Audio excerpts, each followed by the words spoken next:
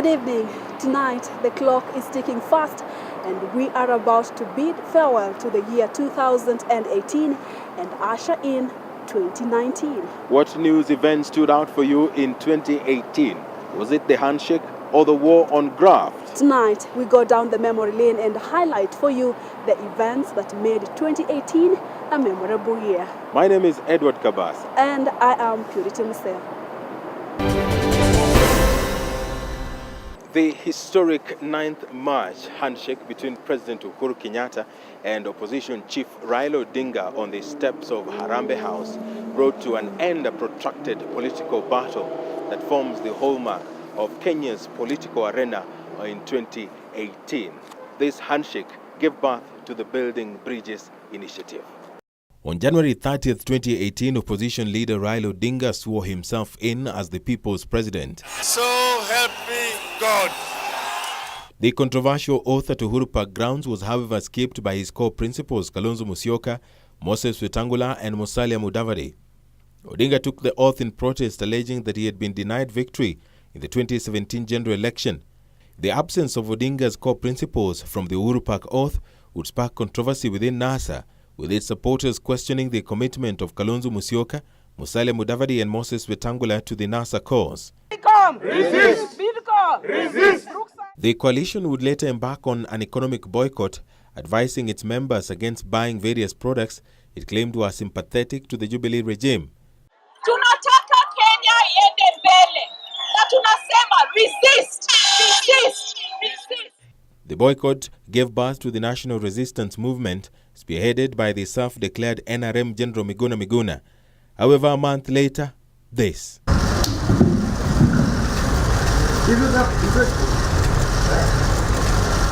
This unexpected embrace between the president and opposition leader Raila Odinga took the country by surprise. I am not the only leader who deeply felt the need to restore unity.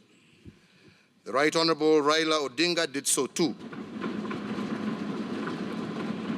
So let me praise the statesmanship he showed when on 9th March this year, he and I publicly committed to reconciliation with the Kenyan people as our witness.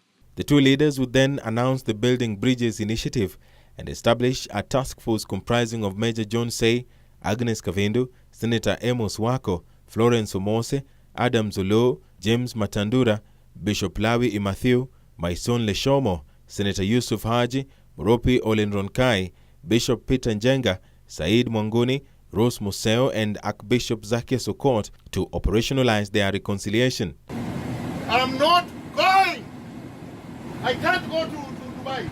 But even as the political storm weakened, self-declared NRM General Miguna Miguna would be arrested and deported to Canada twice. At this point in time, when the country is going through a golden handshake and all the deliberations that shall emanate out of it, we would expect Jubilee to put their cards on the table, exercise utmost good faith, so that this country can move forward.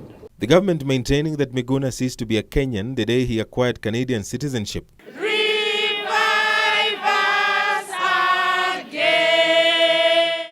The Building Bridges initiative did, however, enjoy the backing of both political divide, with leaders singing the same tune. The divisions, the hatred, the tension that has existed between our people from all those generations to now will end with us. Kwa niaba ya viongozi wale wengine, Mheshimiwa Rais, nataka wewe na Mheshimiwa former Prime Minister mjue ya kwamba tunawaunga mkono katika harakati ya kuwaunganisha Wakenya wote. The newfound cohesion, however, spelled doom for the opposition as Musalia Mudavadi and Moses Wetangula appeared to be pulling towards different directions. NASA is moribund, and for all intents and purposes is dead. Also of great political interest has been the 2022 succession politics, with a section of the opposition accusing Deputy President William Ruto of using the government machinery to campaign for his 2022 presidential bid. 2022 ni bado mbali. 2022 ni neema ya Mwenyezi. Kurukaruka ya nini? Ruto is looking to succeed President Uhuru Kenyatta and has received the backing of some Jubilee leaders and a section of opposition politicians.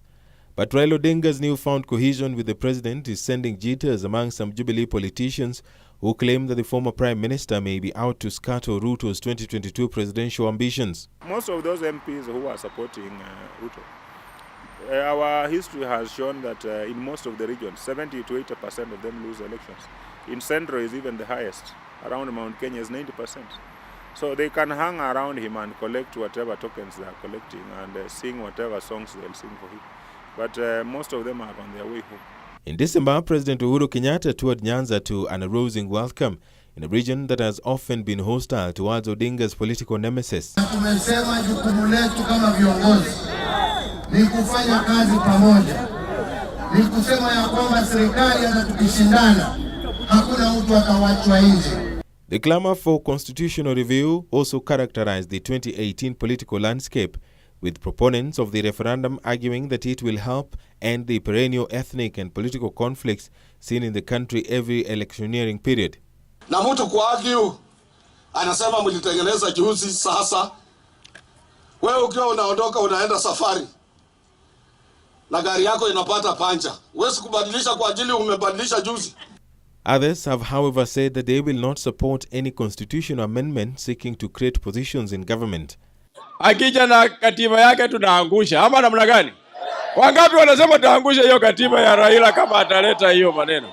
Hiyo katiba ikikuja watoe chini vile Khalwala amesema, na wapatie mtu ya tajiri pale juu kiti, ati yakuwe prime minister, yakuwe rais. Sisi tusema hapana. Political analyst Martin Andati says the referendum debate will likely dominate the political scene in 2019, even though opinion may remain divided on which sections of the constitution need review.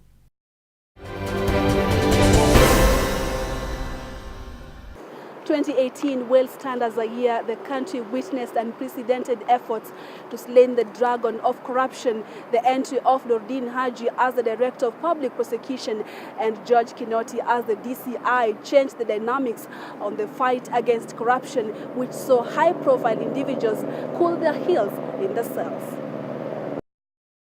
The year 2018 would be described as one of the busiest years in the history of the Kenyan justice system, owing to the number of high-profile cases witnessed in the period under review.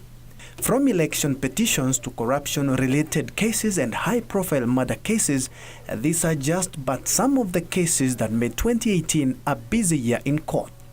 Graft cases, for example, made headlines in the year 2018 with the big whip of the Director of Public Prosecution Nordin Haji and Director of Criminal Investigations George Kinoti cracking on the suspects.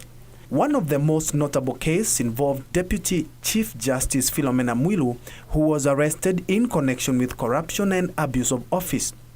The DPP turning to England Queen's Counsel Kamar Qureshi to aid in the prosecution.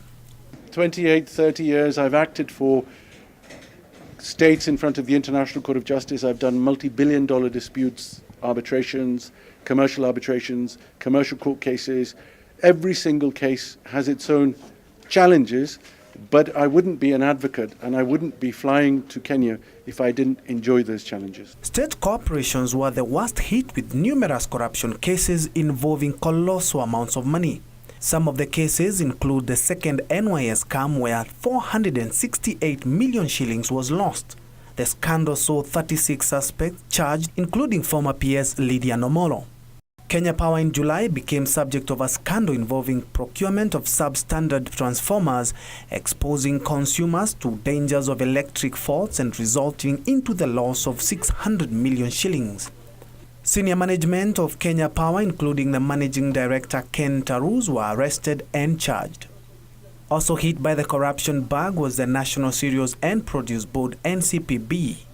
The scandal was revealed in late August after it was discovered government officials had colluded with unscrupulous businessmen and diverted money meant to pay genuine farmers who sold their maize produce to the government. EACC has since charged more than 10 officials in connection with the scandal. Another big corruption case of 2018 involved health provider National Hospital Insurance Fund, NHIF. Top managers of the fund were arraigned in court in connection to flouting procurement procedures for a revenue management system, and the case is still in court. The Kenya Pipeline Company KPC MD Joe Sang and several top managers found themselves on the chopping board after they were arraigned in court and charged over the irregular procurement and construction of the Kisumu oil jetty, where 600 million shillings is alleged to have been lost. Is Kenya losing the battle against corruption? What can we do as Kenyans to fight this scourge? This is true. It has been declared it's a national disaster because it goes into every sector of society and affects negatively every single sector of society. Challenges the police are getting, whatever challenges the DPP is getting, whatever challenges the EACC is getting, is because of complicity from the public, is because Kenyans want to entertain a bit of corruption, a bit of stealing, a bit of crime, a bit of stealing from the public fund. In another development, after the 2017 general election, numerous election petitions found themselves before different courts as the aggrieved sought a legal redress. Some of the cases would eventually end up at the Supreme Court of Kenya. Notable is the marathon rulings by the Supreme Court on 21st of December 2018, where the court gave judgments to 13 election petitions. Machakos County Governor Alfred Mutua and his Kwale counterpart Salim Mvurya were some of the beneficiaries of the ruling after their elections were upheld. We allow this appeal with the result that the judgment of the Court of Appeal dated 8 June 2018 is hereby set aside, and that of the High Court is hereby reinstated. The declaration of the election results by the Independent Electoral and Boundaries Commission in respect of the Governor of Machakos County is hereby affirmed. The appellants shall have the costs of this appeal as well as those of the courts below.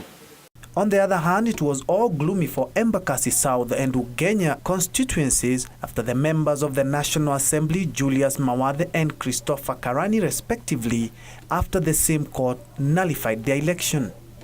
The High Court had had its share of high-profile cases in 2018. The murder of Rongo University student Sharon Otieno and the subsequent arrest of Migori Governor Okoth Obado as the main suspect left the country in shock. Obado and his personal secretary, Michael Nyamo, and 8 other suspects would later be charged with the murder of the university student and her unborn child. The Migori governor is, however, out on bond with the trial of the case scheduled to commence in May 2019. Another high-profile murder case was that of businesswoman Monica Kimani. Kimani was found murdered in her apartment in Kilimani, Nairobi, with TV anchor Jackie Maribe and her fiancé Joseph Irongo, aka Joey, arrested and charged in connection with the murder. Maribe has since been released on bail, where Joey is still in jail. 2018 would enter in the books of record for the first time in the history of the country. A high-ranking police officer was convicted of extrajudicial killing. Former Ruaraka OCS Chief Inspector Nahashon Mutua was convicted of torturing Martin Kome, an inmate, to death and trying to cover it up, and is currently awaiting sentencing. The Independent Policing Oversight Authority and the DCI were credited for the convictions. For the first time in our jurisprudence, a man who has the rank of an officer commanding a station has been convicted for abusing his power, the power that he was given to protect and to serve the public. And this was because he used that power to torture, to maim and to kill an innocent and defenseless citizen in this country. Ben Troenjoe for Channel 1.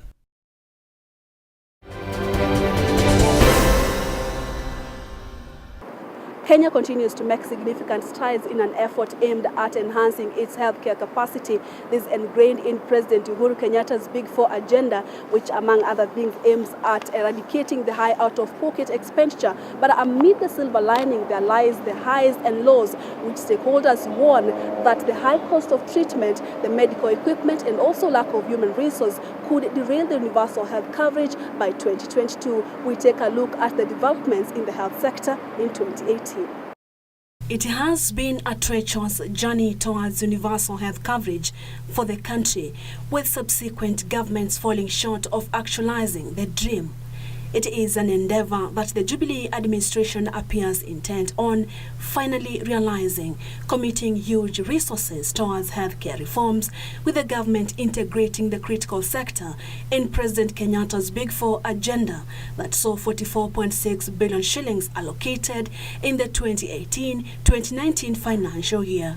The consequences of ill health are a deterrent to the optimal growth and development of our children, the well-being of our pregnant women, and the survival for those with chronic diseases, as well as the elderly.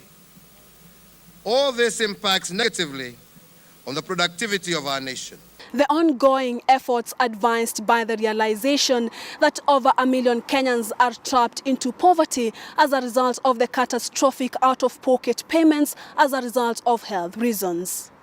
I also urge our county governments to match investments from the national government with commensurate investments in human resources for health, and I am happy to hear that they are moving up to 30% of their budgets that shall be dedicated to healthcare.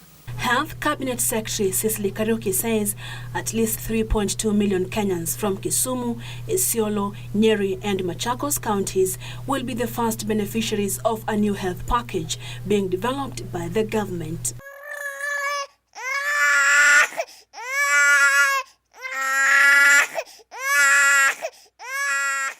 Kisumu was selected because it has the highest disease burden in terms of communicable diseases, malaria, tuberculosis, HIV/AIDS, and that was one of the reasons that we picked Kisumu.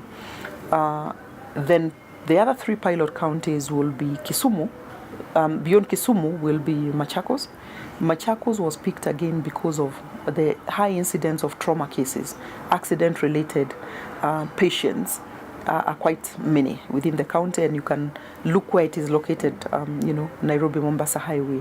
Very, very many cases reported there. Nyeri was picked because it has the highest disease burden of what we call non-communicable diseases, and in particular, diabetes. Within the country, the highest disease burden of diabetic nature is found in Nyeri. And finally, we picked Isiolo because Isiolo is peculiar, being where the population is pastoralistic. You will today have patients attending to clinic X or facility X, but depending on the rain pattern, they will move with the animals. And therefore, they will migrate, and perhaps even more, they were supposed to repeat immunization issues or antenatal visits. You will find the population has veered off because of the nature of the population. It also is among the counties with the highest mortality rate attributable to births that are not within facilities, and therefore it lends itself to some peculiarities, and that is why we picked that. But the latest plan by the government appears to have rubbed some stakeholders the wrong way. First, we support the president's intention to take healthcare as one of the Big Four agenda. So the problem that we have as a union is that first, the model which is being used, I feel that model is not the most appropriate model. For example, I have information which is true that Isiolo County government has, for example, been allocated 600 million. Isiolo County government has never seen 600 million for health sector alone. So it can't absorb that amount of money. So what will happen if Isiolo has been allocated 600 million and it cannot absorb? These people will go behind the back and see how they can get that money and actually get it away from the system through corruption. Such has been the bumpy ride that has punctuated the health sector in 2018, with stakeholders appearing at odds with each other. The year started on a rather sour note, with national outrage over allegations of rape of new mothers at the Kenyatta National Hospital. And just as the heat was cooling, another bizarre incident was to happen in March. Doctors at the largest referral hospital in the region opened up the head of the wrong patient in one of the worst cases of medical negligence in the country's recent history. 2 men had been wheeled into KNH unconscious. One needed head surgery to remove a blood clot in his brain, while the other only required nursing and medication to heal a trauma swelling in his head, medically known as closed head injury. However, a horror mix-up of identification tags saw the wrong man wheeled in theatre and his skull open. This saw the hospital's CEO Lily Koros suspended and Thomas Motier appointed in acting capacity. The CEO of this organization, with the colleague responsible for clinical matters of this hospital, are sent on compulsory leave forthwith, and in their place 2 experts will be taken over to run this institution for the period the investigations will be done, and a decision will be reached following the investigations. The unfortunate incident was not in isolation. An incident at the Pumwani Maternity Hospital in September was to capture the attention of the nation. Nairobi Governor Mike Sonko had, during an impromptu visit at the facility, discovered 12 bodies of infants stuffed in boxes at an isolated room.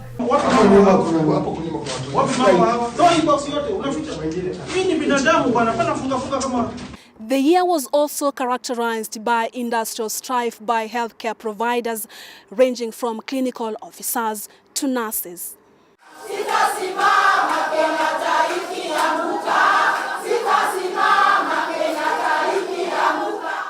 In October this year, for instance, nurses at Kenyatta National Hospital went on a go-slow, accusing KNH management of apathy.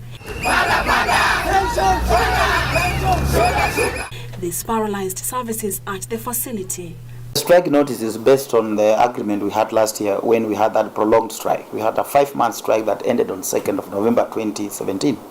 And we agreed in that strike return to work agreement. Both levels of government signed the agreement, and we agreed that from July this year, this financial year, every nurse was going to get an increment of 3,000 shillings on the nursing service allowance. Next financial year, they will get an addition of 3,500, and finally in 2020 they were to get another increment of 3,500, making total increment 10,000 spread over a period of 3 financial years.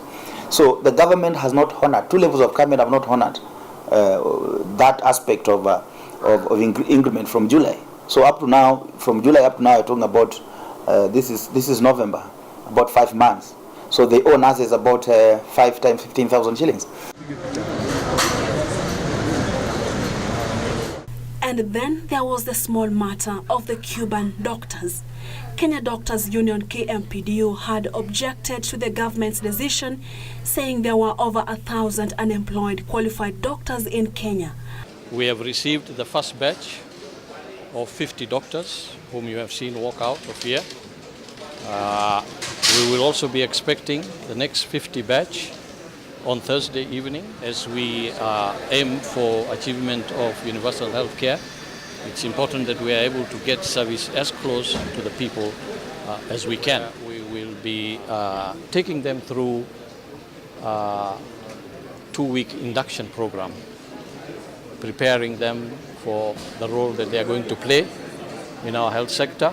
However, in June, 100 doctors from Cuba jetted into the country in what the government said were efforts aimed at improving access to specialist medical services for rural communities. Human resource for health iko na gap, mwanya ni kubwa, na hiyo mwanya ndio imetufanya kama serikali kuu kwenda Cuba tukiongozwa na Mheshimiwa Rais kupata ama kukubaliana ni muhimu tulete madaktari wale specialized ndio waje hapa washikane na madaktari wetu. You should have gathered us and said there's a special Cuban doctor who knows how to train people in this area. Then he comes and we start a training institution. If there is anything that Cuba is better than us, because when they say a Cuban doctor is coming to do malaria, we have more than 50 excellently trained specialists in malaria in the country. They are better than the Cuban doctor. In fact, other countries are hiring malaria specialists from Kenya. And as the year ebbs to a close, the controversy over the 38 billion shillings medical equipment leasing program appears to have been rekindled amid calls by a section of the political class to have it investigated. Mambo ya equipment ya hospitali, bwana Rais wa Kenya. That is another Anglo leasing coming. Walagai wamechukua nafasi uliowapewa ati wanaleta vyombo za kusaidia wananchi kwa hospitali. Leasing equipment. How can you, Mr. President, lease wooden chairs? The multi-billion shillings medical equipment leasing plan, launched in February 2015, was meant to meet the country's need for accessible and affordable specialist health care.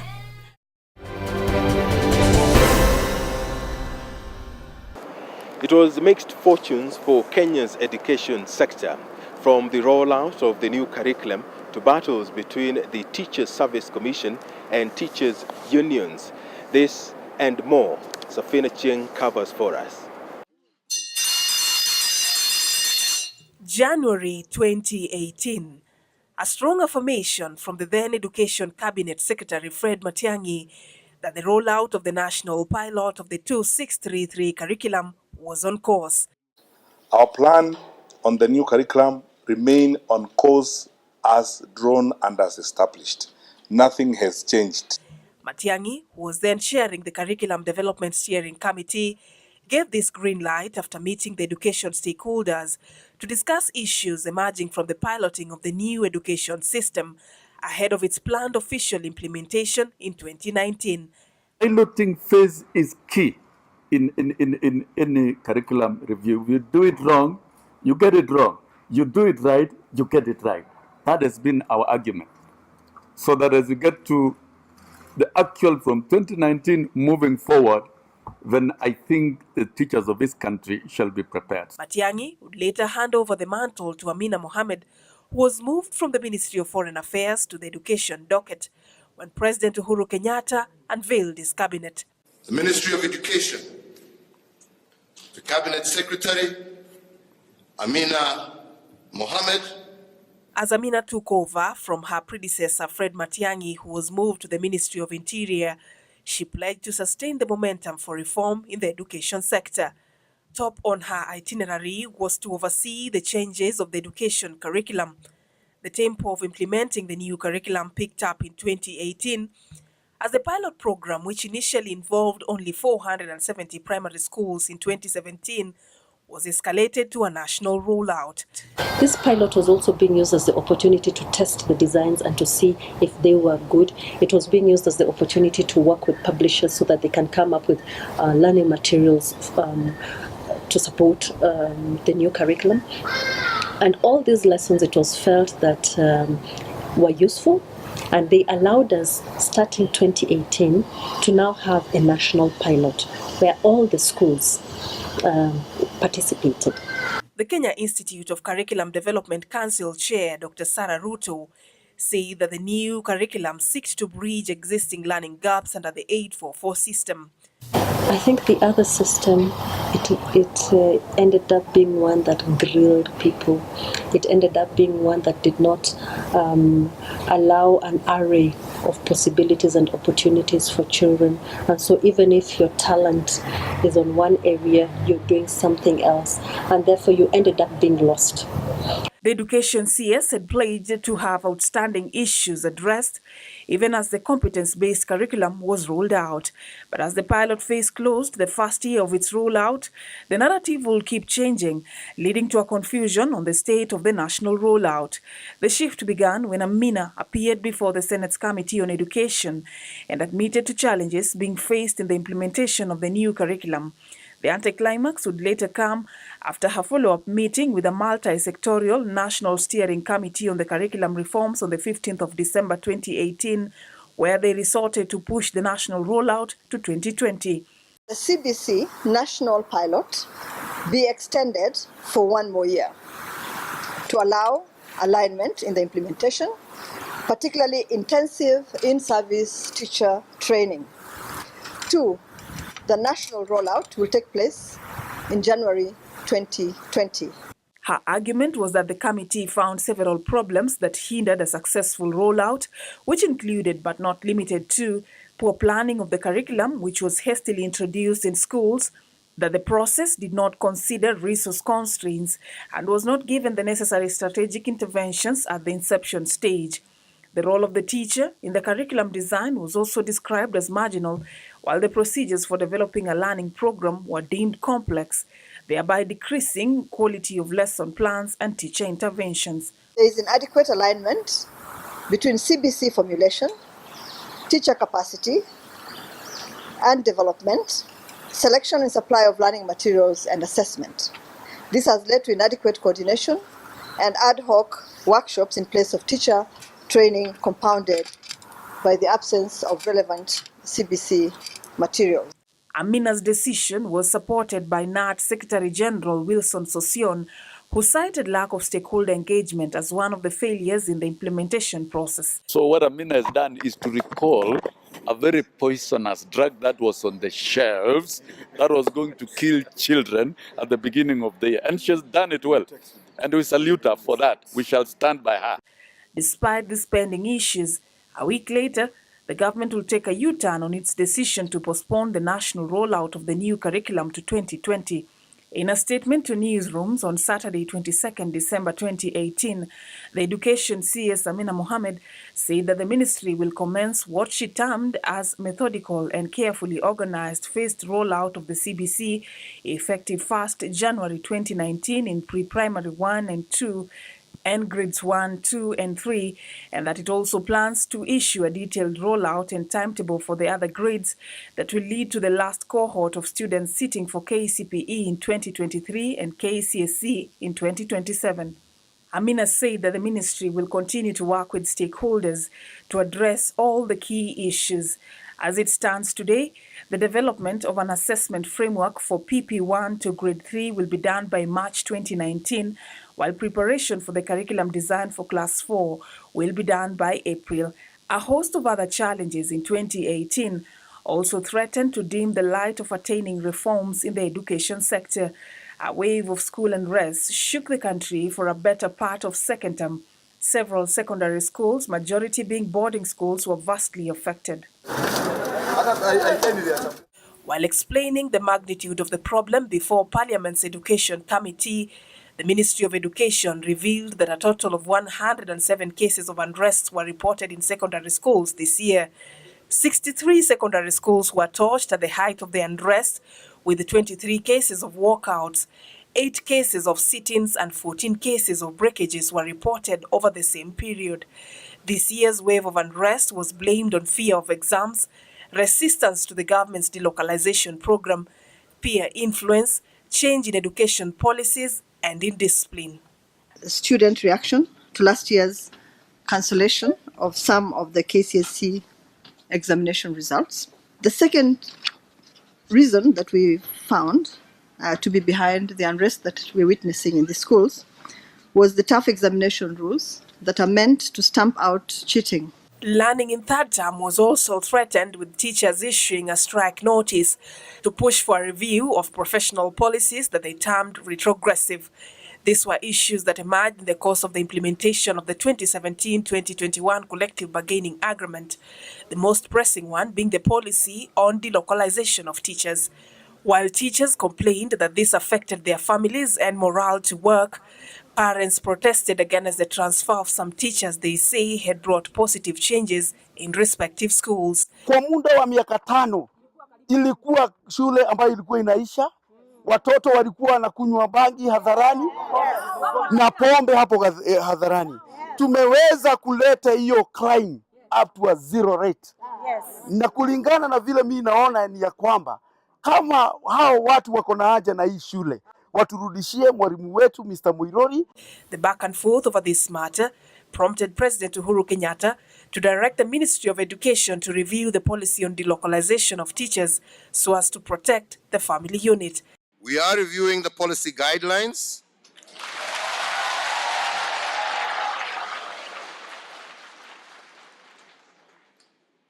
to ensure that this policy is not implemented to the detriment of families.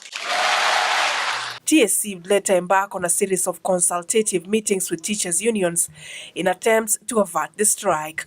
On the 23rd of August 2018, TSC held a meeting with NAT and agreed on a follow-up 5-day consultative meeting in the end of the month of September to address issues that emerged in the course of the implementation of the 2017-2021 CBA, including issues of promotion of teachers, career progression, teacher performance and appraisal program, as well as the controversial policy on delocalization of teachers. NAT would resort to temporarily suspend their strike pending negotiations with TSC. The newfound consensus was, however, short-lived as NAT issued a fresh strike notice for October 5th, accusing the Teacher Service Commission of reprimanding teachers who had allegedly defied the directive on teachers' transfer and appraisal policies. After 30th, between 30th and 5th, then we shall communicate to you. Hopefully, if they submit in everything, then we have no interest in a strike. Lakini wakileta mchezo, niko tayari kufanya nini? Kupiga vilimbi. NAT would later bow to pressure and temporarily suspend the strike to pave way for the national exams, but with the condition that they will down their tools as soon as schools reopen in January 2019. This announcement came as a relief for candidates who are preparing for their KCPE and KCSE exams that began on October 30th and November 2nd, respectively. Over 1 million pupils sat for the KCPE exams and another 663,820 for their KCSE exams. A budget of 4.2 billion shillings was set aside for the 2018 national examinations. While releasing the Kenya Certificate of Primary Education exam results in November 19th, Amina said the results were a pure reflection of hard work and attributed the zero cheating to the involvement of a multi-agency team that was tasked to monitor the exam. We have completely wiped out cases where examinations were leaked with much abandon. And once again, I want to assure you today that none of the 9 papers administered in KCPE was leaked. With many hailing the efforts to maintain exam integrity, KUPPET Chairman Omboko Milemba says the heavy presence of government officials and security officers brought unnecessary panic to the candidates. Exams should not be militarized, and exams should not be politicized, and exams should not be overhyped. There's no need of politicians who don't understand the issues of exams, the issues of education, moving to classes left, right, and center that they are flagging off exams. Exams is not a safari rally where you flag it off. This year, the Teacher Service Commission took disciplinary action against 26 teachers for aiding or abetting cheating in the KCPE exam. 4 out of the 1,052,364 pupils who sat for the exams had their results cancelled after they were involved in impersonation. 2 candidates who sat for the KCPE exams tied at the top position after scoring 453 marks, and 12,273 candidates got 400 marks and above, compared to 9,848 in 2017. Of those who sat the KCPE examinations, 31,337 were selected to join national schools, 999,371 are set to join extra-county, county and sub-county schools. The country was rocked with a celebratory mood courtesy of the improved performance and the assurance that all candidates who sat for the exams will get a slot in secondary schools under the government's 100% transition program. The key objective of the 100% transition policy is to ensure improved access, improved retention, and the completion of secondary school education by all our learners.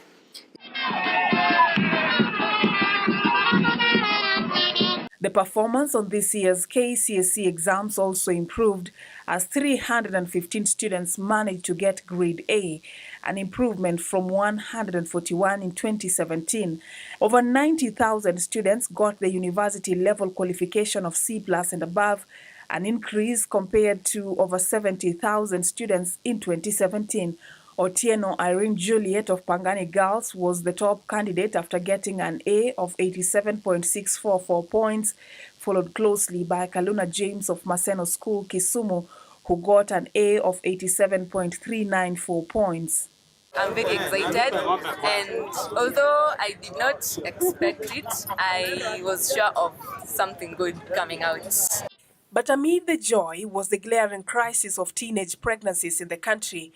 It became alarming when more than 10 girls gave birth within the period of the KCPE exams. And so I'm really tired of getting these clips of our young children, right, in these discotheques.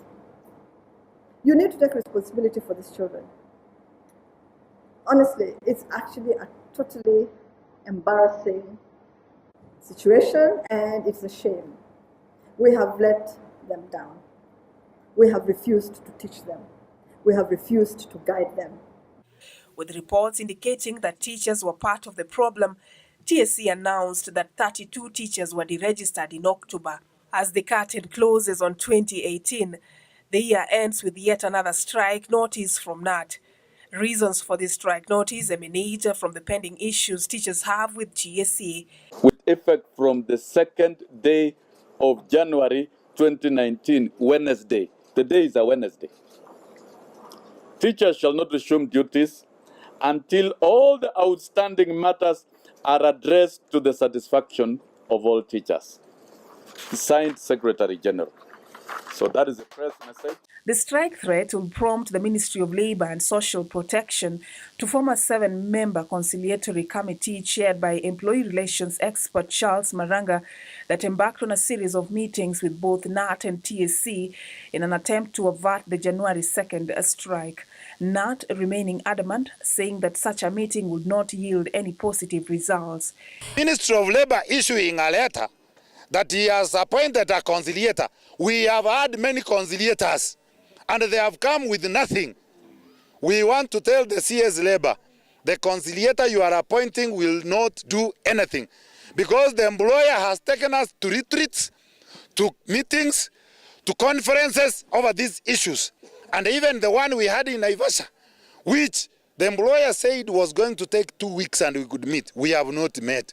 What is your conciliator going to do? Meanwhile, at the peak of this festive season, and some parents already making plans for their children to go back to school, the country now depends on the outcome of this conciliatory meeting, which will determine how the year 2019 starts for the education sector. Solidarity forever, for the union makes us strong.